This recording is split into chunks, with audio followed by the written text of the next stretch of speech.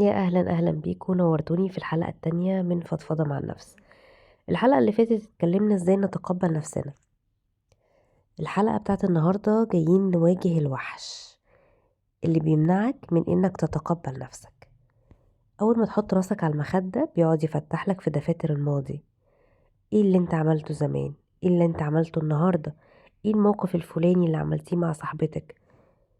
المحكمة اللي انت بتنصبيها لنفسك كل يوم قبل ما تنامي، بتكون انت فيها القاضي والجلاد والضحية كمان.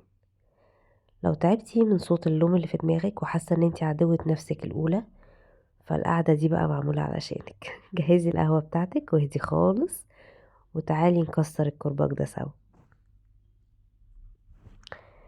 الصوت الناقد.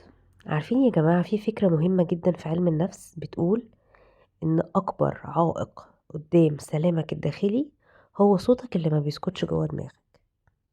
حد هيقولي الضمير. لا، مش الضمير. الضمير حاجة، والصوت اللي طول الوقت بيحلل ويحكم وينتقد ده حاجة تانية.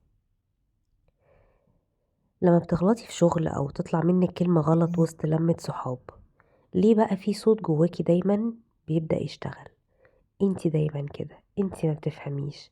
شفتي نظرة الناس ليكي كانت عاملة ازاي؟ اكيد دلوقتي بيقولوا عليكي كذا وكذا وكذا.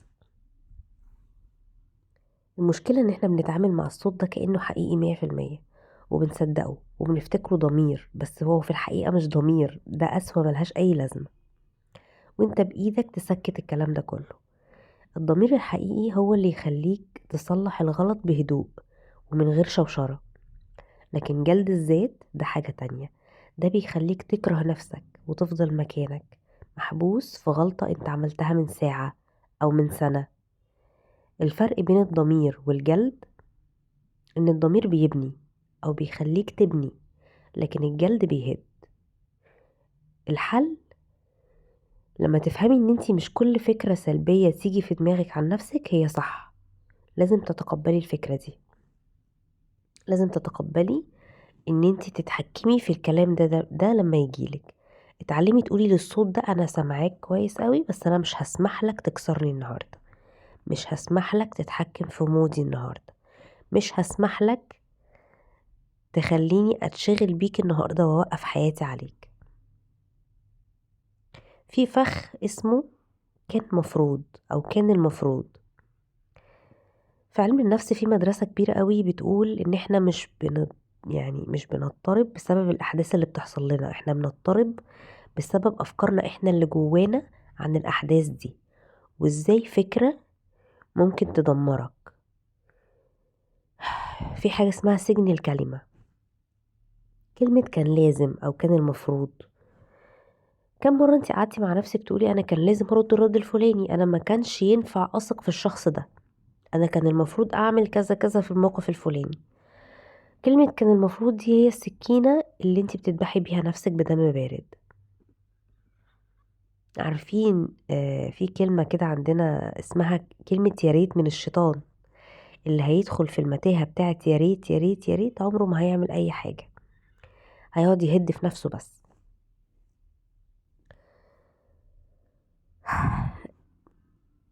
انتي دلوقتي قاعدة بتسمعيني، اكيد بتحاسبي نفسك بوعي النهاردة على مواقف حصلت بوعي زمان، وده قمة الظلم لنفسك. انتي زمان مش زي النهاردة، وانتي النهاردة مش زي بكرة، وانتي بكرة مش زي بعد سنة.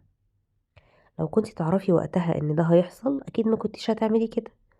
يبقى ليه بتعاقبي نفسك على قلة معرفتك بالغيب؟ ارمي بقى كلمة كان المفروض دي ورا ظهرك خالص، واستبدليها بكلمة ألطف بكتير قوي: أنا اتعلمت الدرس، والمرة الجاية هكون أوعى من كده. احنا عايشين في الحياة دي عشان نتعلم دروس.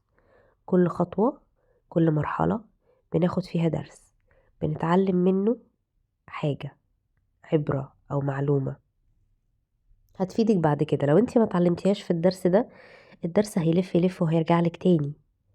لو ما اتعلمتيهاش تاني هيلف يلف ويرجع لك تالت لحد ما تتعلمي الدرس. بعد كده خلاص، الحياة هتبدأ تعلمك درس تالت ورابع وخامس. هي دي الدنيا اللي احنا عايشين فيها. الخزي والعزلة. بصوا، في ابحاث كتير قوي اكدت ان الخزي او الشعور بالعار او الشعور بالكسوف والخجل النفسي ده يعني بيموت.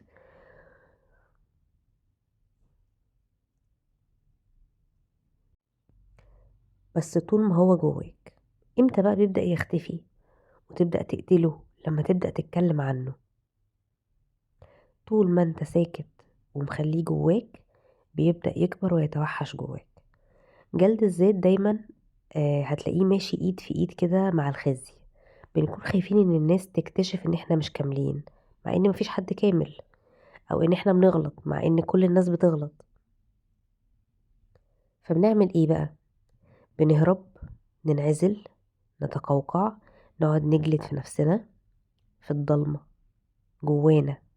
الوجع اللي انتي بتحسي بيه وانتي بتفكري في موقف محرج حصلك من سنين، لسه لحد دلوقتي وشك بيحمر بسببه وقلبك بيدق من كتر الكسوف اللي انتي كنتي حاسة بيه، ده سببه ان انتي لسه محبوسة جوه اللحظة دي، ما خرجتيش منها ومحدش طلعك منها.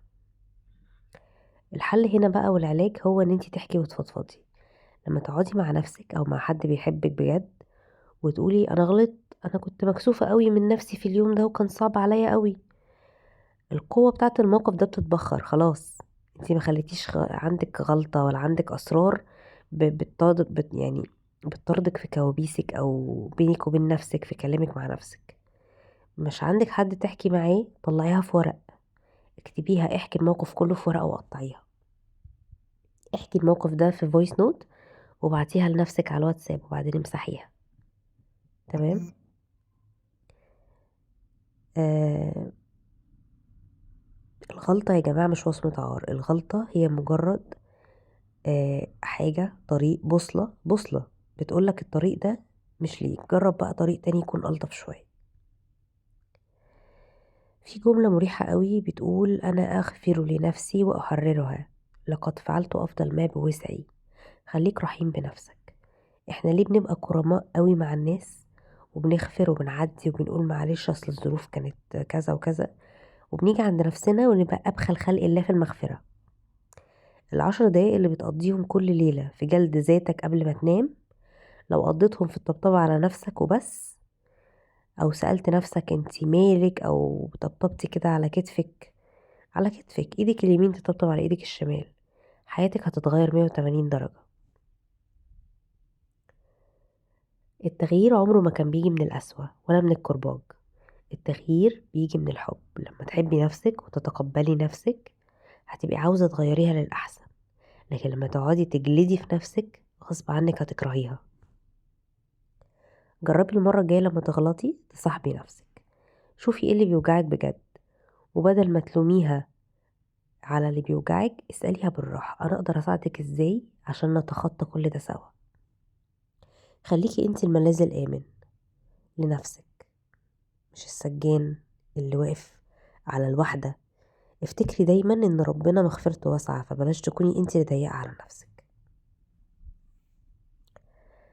الحلقة دي فيها تمرين بس محتاج شجاعة ومحتاج ورقة وقلم. عايزة منك المرة دي تكتبي رسالة لنفسك، بس مش بلسانك انتي، المرة دي اكتبيها بلسان أكتر شخص بيحبك في الدنيا. تخيلي الشخص ده سواء كان حي أو فارقنا قاعد قدامك وشايفك وانتي بتقطعي في نفسك وبتجلدي في روحك، هيقولك ايه؟ عيونه هتكون شايفة فيكي ايه؟ اكتبي الرد ده واقريه بصوت عالي. كل ما هتلاقي ان المحكمة بدأت تفتح ملفاتها بالليل